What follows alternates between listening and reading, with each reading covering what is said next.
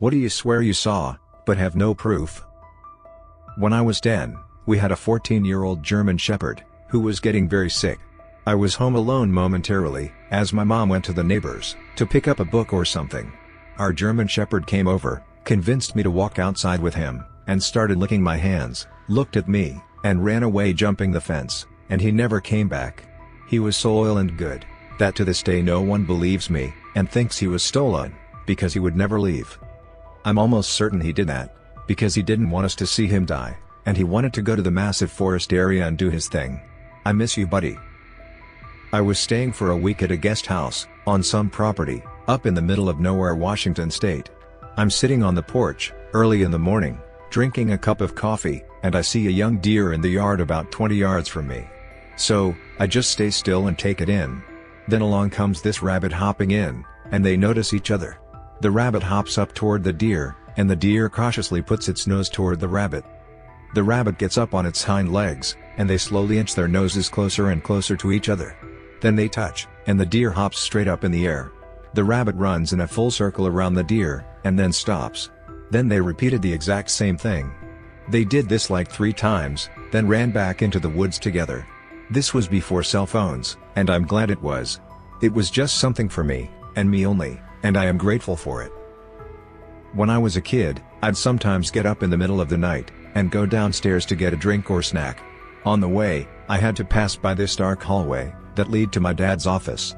I was always scared to look down that hallway at night, because I had this fear, that I was going to see a small child standing there. I have no idea where the thought came from, outside of my hyperactive imagination. Well, fast forward many years, and me and my wife and kids are staying in that house during a visit. My daughter is sleeping in my dad's office. As you may have already figured out, one night, I'm heading down to get a snack. I look down that hallway, as I pass by it, and what do I see? My child standing there. Scared the crap out of me. I was stalked by a mountain lion, when I was young. My family was ahead of me, and I saw it in a tree, watching me. I yelled forward to my parents, and looked back, and it was gone. I was under 10 at the time, and am almost 40 now. I don't even know if it was real anymore. My dad and I were hiking once. I was 15 or 16, I believe. All of a sudden, every hair on the back of my neck stood at full attention, and I felt like I was gonna throw up. I said, "Dad, I really think we should go back to the van." His reply still makes my skin crawl. He simply looked at me, and said, "Me too." That scared me more than anything. Superman isn't supposed to be afraid. There was a news report, the next day, of a hiker being attacked by a mountain lion on the same trail we were on, just a little farther up from the parking area. We both have no doubt, that was what we both subconsciously sensed. Back in 1995, I was sitting on the beach in Durban, South Africa, with a bunch of mates, after a night out. The sun was just starting to come up, and a dolphin launched itself out of water. For less than a second, it was silhouetted in front of the rising sun, and then it was gone. Nobody else saw it, but it is an image that is burned into my mind, and will no doubt stay with me, for the rest of my life. I saw one of the modified stealth helicopters, that were used in the Bin Laden raid. I used to live near McCord Air Force Base growing up. During the 90s, we'd occasionally see a F-117, or B-2 flying during the day. But one night, in 09 or 10, I was hanging out on the shore of a lake doing teenage things, and heard something weird. I was along a flight path and nearest to the aforementioned airbase, so I was used to planes and helicopters flying past. I'm familiar with what Chinooks and MH-60s sound like, but this was different, something was off. That's when I saw 2 helicopters with normal lights break through the tree line, I assume Apache, but it was dark, and I'm just guessing there. However, between them was a third helicopter with no lights at all. Almost like the other 2 were escorting it. I know it's incredibly rare for any aircraft to be granted permission to fly with no lights. And again, it sounded weird I could differentiate between the normal thwomp thwomp of the 2 escorts, and the mysterious third craft that had a much more muffled thwip thwip. Anyways, in 2011, SEAL Team 6 crashed one of their modified stealth helicopters during the Bin Laden raid, and they had to acknowledge that the Comanche program wasn't as dead as we were led to believe. Ever since then, I've been convinced that's what I saw that night, a few years prior. That there is a goddamned cornucopia on the Fruit of the Loom labels. I remember that too. Funny thing is, the guy that designed the logo or something, said, he remembered that too, and thought it was odd, it wasn't there anymore. I've got a lot of those Mandela effect things. Like Darth Vader, saying, "Luke, I am your father." Instead of, "No, I am your father." It doesn't even sound right. "Luke, I am your father," is just a common misquote, and became part of pop culture, because it's what works in a vacuum, when you want to reference that scene. But in the film, it would make no sense. The preceding lines are, "Obi-Wan never told you what happened to your father." To which Luke replies, "He told me enough. He told me you killed him." It would be weird to follow that with anything other than, "No, I am your father." Two foxes ice skating on a frozen pond. My mom and brother saw it, too. We watched for a good 10 minutes or more. Sometimes on hind legs, sometimes not. But they were definitely playing together, and enjoying sliding around. Foxes like to play. I've seen some repeatedly running up a small bank and then wriggling, rolling down it, like kids, and another that stole a dog's squeaky toy, and was throwing it around. I once saw a cat walk up a street to a zebra crossing, stop, look for cars, cross, then walk down in the same direction on the other side of the road. Street smart cat. Many years ago, I had a black cat that stopped at the zebra crossing, waited until the light went green for him, and only then started walking again. A co-worker of mine saw him do that, and no one else was around. She was in the car, waiting at the red light for traffic. I was at my parents', sitting in the living room. They have a dog, and I was looking at her, waiting for her to give me her attention. After a few minutes, she looked at me. I wanted to teach her something unnecessary, my parents would wonder about later. I began to raise my eyebrows. She looked at me still. I did it more often. She was still very curiously looking at me. I went on raising my eyebrows over and over again, for at least a few minutes. After staring at me, for a really long time, she suddenly raised her eyebrows. I found it so funny, and couldn't believe she really copied me. When I told my family, no one believed me, and my parents' dog would not do it again. This was 3 years ago, and from time to time, I sit in front of her, raising my eyebrows. But nothing.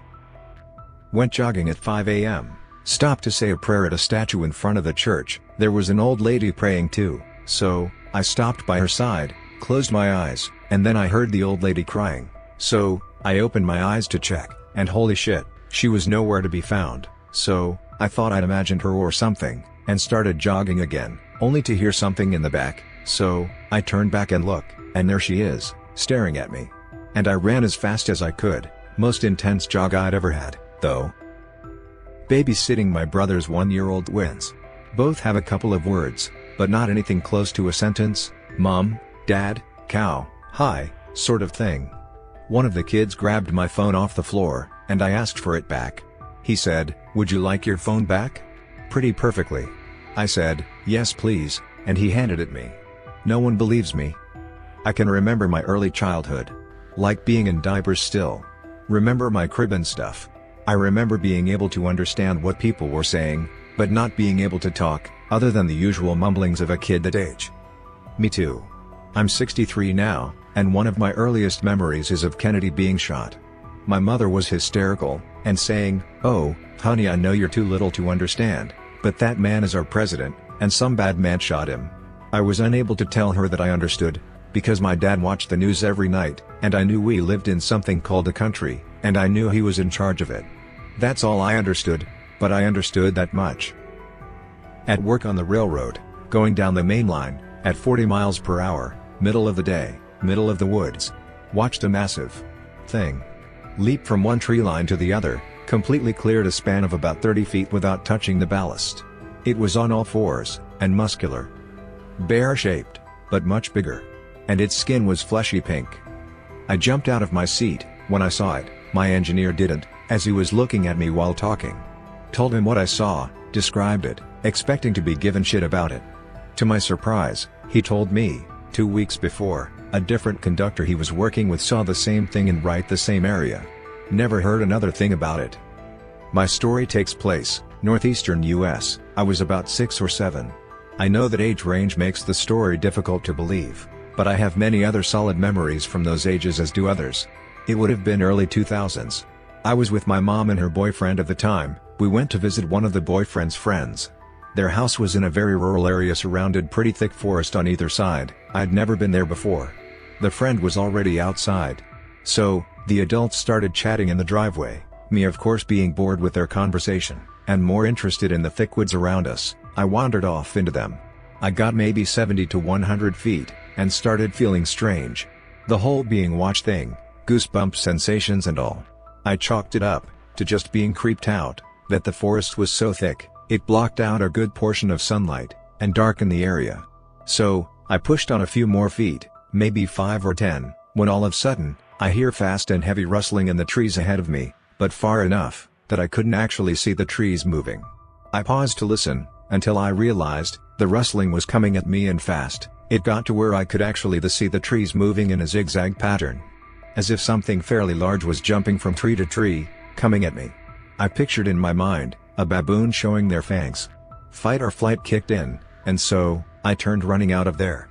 I heard whatever this was crashing through the trees behind me for a few seconds, and then it stopped, when I was few feet from the friend's driveway. One of the most frightening experiences of my life. I remember, I could still feel the tingles of fear on my arms and the back of my neck, as I stood in the driveway, processing what just happened. I don't know what I experienced that day, but it definitely wasn't a squirrel. 2012. I lived in the Midwest, near an Air Force base. I delivered newspapers in the early morning hours, to make extra money. 4 o'clock one morning, a drone starts shadowing me on my route. Not a tiny drone like today, this effort was big, and it was way up in the air. I saw it through my sunroof. I could hear it humming. It followed me for blocks. I got out of my car to make a porch delivery, and looked up at it, and it flew off. Still creeps me out. I was driving down a long stretch of road, around 12 to 1 a.m., on either side, just short grass and metal fences. I saw a man in a suit, with a suitcase, walking the opposite way I was driving. Thinking how odd this was, I looked in my rearview mirror, and poof, no man. He vanished with nowhere to hide. I'm 99% sure, I saw a ghost. When I was like 4, I was at my grandma's house, and wandered off into her bedroom, and met an old lady with dyed purple hair, sitting on the bed. I vividly remember her, and her purple hair. She introduced herself as my great-grandma Adriana. We said a few words back and forth, and then I wandered off again. And kind of forgot about it. Years later, I'm 16, at my grandma's house, and I notice a picture of her, with her purple hair, on the wall. I remembered the moment from when I was young, and said, "Hey, that's my great-grandma Adriana," and my mom says, "Yeah, how do you know that?" And I told her, that I met her when I was little, and remember her specifically by her purple hair. My mom, confused, says, she always dyed her hair purple, because she hated when it went gray, but she died before you were born. This happened years ago. My wife and I were moving cross-country in the US, and we'd spent a couple nights at her grandparents' place in Topeka, Kansas, which is on the far east side of the state. We left after a couple days of snow. It was a little cloudy, but there was no fog, and we were driving across the width of Kansas to Colorado, where we'd be staying with my grandma, for a couple days. Less than 5 miles outside Topeka, we were swallowed by the thickest, densest fog I've ever experienced, including when I regularly drove through fog-heavy Half Moon Bay in California. There was no one on our side of the highway, and no one was coming the other direction. For hours.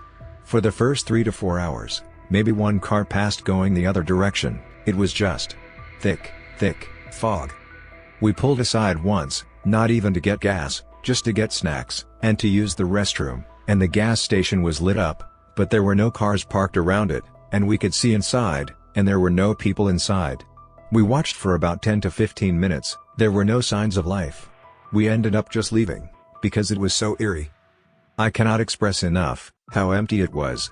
When we talk about it, we usually call it Silent Kansas, after the Silent Hill games, because there was just nothing but the thick fog, and a sense of foreboding.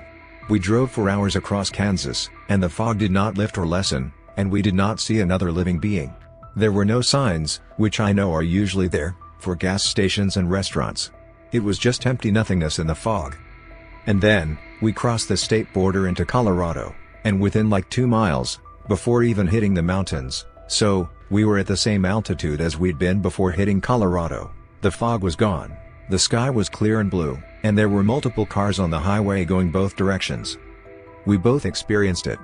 But we will never be able to prove it happened, because it was before the era of ubiquitous smartphones, and neither of us had the ability to record it at the time. It remains one of the most terrifying and inexplicable experiences I've ever had. As a child, I was in the car with my mother driving on the highway, as the sun was coming up. I looked at the skyline above the trees, and clearly saw a meteor of catastrophic proportions, slowly falling from right to left. Orange, and on fire, with a trail. It disappeared behind the tree line, after about 5 seconds. It was obviously some sort of illusion, as it was absolutely massive, and would have been devastating. My mom didn't see it. I was walking in downtown Des Moines, on my lunch break, and saw a homeless man with a cigarette in his mouth, with really bad diarrhea, run up to two guys in business suits, and asked them something. I couldn't tell what they were saying. Then I saw the two businessmen grab each leg of the homeless man, and lift him up onto a trash can, where he took the most explosive and disgusting shit I have ever heard, into the hole on the top. Came back from dinner, with my then girlfriend, now wife, and our friend, to friend's house. Friend said, "Sush," and we crept up to the window next to the front door. Her chocolate lab was laying asleep on the couch that he wasn't allowed on. She jiggled the doorknob for a few seconds before unloading the door and opening it. We went in to find the dog across the room in his dog bed, pretending to be asleep. She goes over and wakes him up. He looks at all of us like he's just woken up, and sleepily starts wagging his tail and gets up and stretches. One of the funniest things I've ever seen, and proof that he was smarter than half the humans I've met in my life. If we had that on camera, we'd have won the $100,000 on AFAHV, for sure. When I was a kid, probably 12 years old, I was out cycling without my phone. While I was riding over a bridge in the countryside, I saw something huge down by the riverbed. I stopped, got closer, and I swear to God, it was a 2 meter, 7 feet, long leech, or a worm, or something on the ground, slowly moving towards the river. I rushed home to get my phone to take a photo, but by the time I got back, it was gone. I still have no idea what the hell that was, or where it ended up going, but it was there that day, 10 years ago. Edit, just for reference, the river itself is only 5 meters wide, and in parts narrower. For reference, it's in Croatia, not a humid tropical country, where something like this might realistically happen. It couldn't have been a snake, because for one, we don't have big snakes here, and it didn't slither like a snake, it squished itself, and then extended, like a worm does. 1. The ghost of a War of 1812 era, in broad daylight, in my mom's backyard, when I was about 35. Yes, I was wide awake, I was reading in a lounge chair.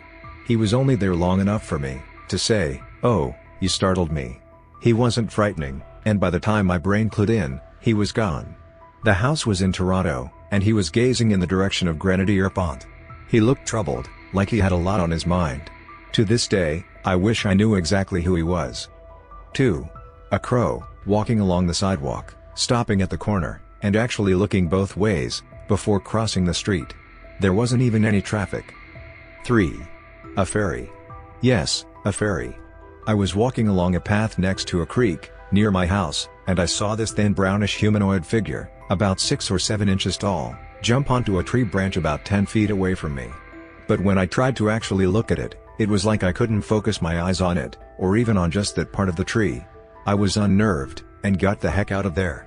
I used to go there often for walks, and I never had an experience like that before, or since.